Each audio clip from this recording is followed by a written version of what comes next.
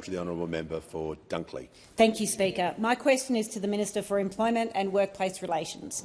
In its first 12 months in office, how has the Albanese Labor government reversed previous policies to get wages moving and to get more Australians into jobs? Give the call to the Minister for Employment, Workplace Relations and the Minister for the Arts. Thanks very much, Mr Speaker. And I thank the member for Dunkley for the question, because the policy change has been deliberate. And what was keeping people out of secure jobs and what was keeping people with flatlining wages for nearly a decade was also deliberate. It was a deliberate design feature of the previous decade in office. But we have had now, in the first 12 months, a deliberate getting jobs moving as a deliberate design feature of this government, getting wages moving as a deliberate design feature of this government, and closing the gender pay gap as a deliberate design feature of this government. For the first 12 months, as the Treasurer has already said, 330,000 Australians, more Australians employed, 330,000, the best first 12 months of any Australian government. But of that 330,000, it's not like it's clouded with all those jobs being insecure. More than 280,000 of those jobs are full-time. More than 280,000. Stronger employment growth than any of the major advanced economies. But it's not just jobs that have been growing as a deliberate design feature, it's wages moving as well.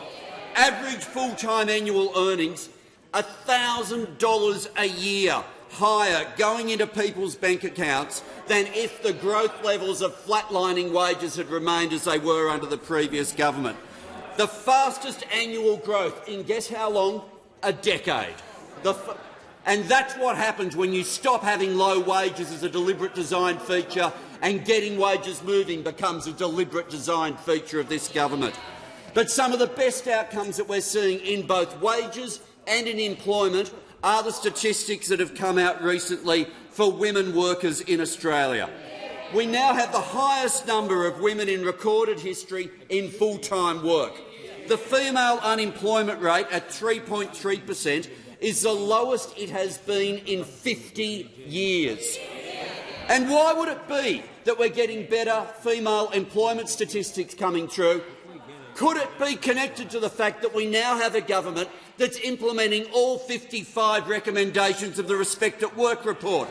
Could it be that gender equality is now an objective of the Fair Work Act? Could it be because we now have a government that turns up to the Fair Work Commission and argues for pay rises for people on low wages, including for feminised industries like in aged care? The changes that have been happening have been deliberate. When people had insecure work, when people were on sluggish wage growth, it was a deliberate decision from those opposite, and getting wages moving, closing the gender pay gap and getting people into secure jobs is a deliberate decision of the Albanese government.